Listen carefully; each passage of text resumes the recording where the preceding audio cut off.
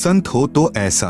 मैं शशि प्रभा प्रधानाचार्य यानी प्रिंसिपल, राजकीय वरिष्ठ माध्यमिक विद्यालय डिगाना, जिला जींद में कार्यरत हूँ। मैं अपने घर के लड़ाई झगड़े, मानसिक तनाव के कारण लगभग 35 वर्ष से परेशान थी। पति मारता भी था, सारा वेतन छीन लेता था तथा जितना उससे परेशान किया जाता वह करता था।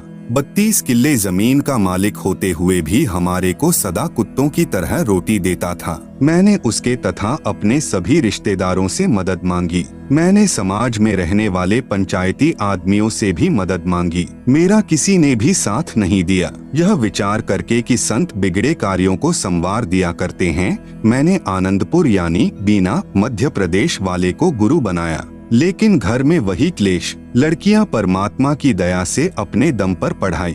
अब शादी नहीं हो पा रही थी। बाप ने रिश्ता ढूंढना बंद कर दिया। अब इसी उलझन के कारण मैं बालाजी गई। आप सुन रहे हैं जगत गुरु तत्वदर्शी संत रामपाल जी महाराज द्वारा लिखित पुस्तक ज्ञान गंगा का पेज नंबर 147। बगड़, राजस्थान, धौलीधार, हिमाचल प्रदेश गई। पीर फकीर गुरुद्वारे का सहारा लिया। घर में जब अकेली होती थी तब रोती थी कि धरती पर परमात्मा है ही नहीं। जुल्म और नाइंसाफी सहन करती करती मेरी हालत पागलों की सी हो गई थी।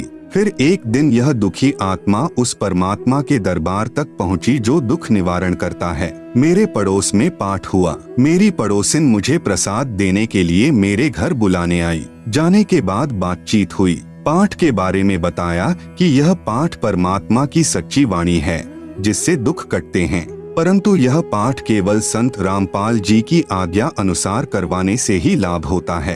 अन्य किसी से पाठ करवाने से कोई लाभ नहीं होता। जैसे राजा परीक्षित को कथा सुनाने के समय किसी भी ऋषि ने पाठ यानी कथा करने की हिम्मत नहीं की, क्योंकि वे अनधिकारी थे तथा 7वें दिन परिणाम मिलना था। इसलिए स्वर्ग से ऋषि सुखदेव आए। उन्होंने राजा परीक्षित को नाम देकर यानी शिष्य बनाकर 7 दिन तक कथा यानी पाठ की। तब राजा परीक्षित को कुछ राहत मिली। वर्तमान में कोई भी वास्तविक ज्ञान व सत्य साधना से परिचित नहीं है, इसलिए कोई भी पाठ कर देता है जिससे साधक को कोई लाभ नहीं होता। वह बहन जिससे मेरी चर्चा हुई संत रामपाल जी महाराज के विचार सुना करती थी। अशिक्षित होते हुए शास्त्रों का गूढ़ रहस्य संत जी से सुना हुआ सुनाया। मैं प्रधान आचार्य यानी प्रिंसिपल होते हुए भी हैरान थी। ऐसा लगा परमात्मा मेरा हाथ पकड़ने जा रहे हैं। बहन ने बताया हमारे गुरुजी दुखों का निवारण करते हैं। मैंने अपने को व्यक्त किया कि आप मुझे अपने गुरुजी के दर्शन करवा सकते हो। मालिक की दया से अगले दिन मैं गुरु रामपाल महाराज जी को साधारण सी कुर्सी पर बैठा पाया। मैं नहीं जानती थी कि संत क्या होते हैं, उनकी महिमा क्या होती है। जो जितना ऊंचा होता है वह उतना ही साधारण दिखता है। हमारा स्थान तो धरती से भी नीचे है।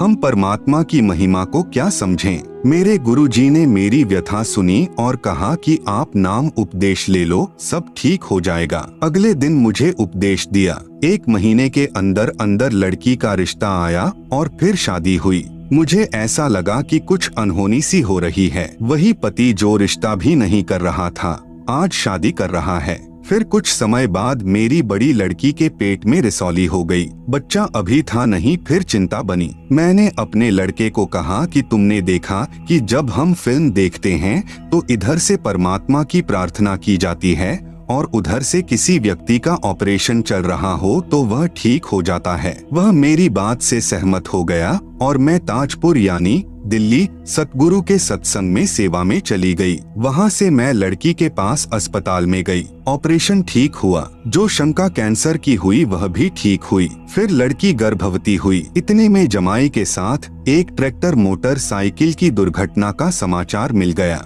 मुझे तो मेरे पूज्य गुरुदेव जी के अतिरिक्त कुछ नहीं सूझता। मालिक की जितनी महिमा गाँव थोड़ी है। आप सुन रहे हैं जगत गुरु तत्वदर्शी संत रामपाल जी महाराज द्वारा लिखित पुस्तक ज्ञान गंगा का पेज नंबर 148। इस जिह्वा से जितना मैं अपने गुरुजी की महिमा लोगों को सुनाऊं थोड़ी है। 1.5 महीने के अंदर ठीक होकर जमाई घर आ गया। दुनिया क्या समझे कि मेरी प्रार्थना परमात्मा सुनता है। जिस दिन से मैंने यह उपदेश लिया, मैंने उन नकली संतों की फोटो अपने आंगन में डालकर स्वाहा कर दी। उस दिन से मेरी यह जीवन की गाड़ी पटरी पर चढ़ी। 23 सितंबर 2003 को मैंने अपनी जागती आंखों से 4 से 5 बजे को एक भयानक आकृति देखी। इतनी भयंकर आकृति का व्यक्ति था कि यदि नाम न ले रखा होता तो मेरा दिल फट जाता, परंतु मुझे उस समय तो भय नहीं लगा, लेकिन यह एहसास हो गया था कि यह यमदूत है। अगले दिन मैंने अपने गुरुजी को बताया, जिन्होंने यह स्पष्ट किया कि मेरे उक्त दिन को सांस पूरे हो गए थे। अब मैं अपने परमात्मा स्वरूप गुरुजी की दया से ही जी रही हूँ। उन्हीं की कृपा से छोटी लड़की की शादी एक इंजीनियर लड़के से पिछले वर्ष हुई। 2-3 बार मेरी नौकरी जाने की भी आशंका हुई, लेकिन फिर मेरे परमात्मा ने मुझे संभाला, मुझे 2 पदोन्नति दी। संत रामपाल जी महाराज कहते हैं कि राजा भी प्रभु का ही बच्चा होता है, उसमें भी प्रभु की शक्ति काम करती है। परमेश्वर ही अपने साधक के लिए राजा में प्रेरणा करके सर्व फेर बदल करा देता है। करता हुआ राजा दिखाई देता है, परंतु कराता परमात्मा ही है। कोई मेरे गुरु रामपाल महाराज जी का आसरा लेकर देखो, लेने वालों के इसी तरह से कांटे निकलेंगे जैसे मेरे निकले हैं। परमात्मा सचमुच बेसहारों को सहारा देते हैं, आत्मा की पुकार सुनते हैं। मेरे साथ इन चंद वर्षों में जो हुआ उसे केवल परमात्मा ही कर सकता है। मेरे गुरु जी की महिमा वर्णन करने के लिए मेरे पास शब्द नहीं। यह स्वयं ही कबीर साहिब के अवतार हैं। जो परमात्मा का दीदार चाहता है वह करौंथा आना ना भूलें। मुझ छोटे से जीव को आपने कैसे उभारा, आपकी मैं कृतज्ञ हूँ। किन शब्दों में आपकी महिमा गाऊं, इन्हीं शब्दों को पाठक अपने हृदय में उतार लो और लाभ उठाओ। सत साहिब बहुत तुच्छ प्राणी भक्त मति शशि।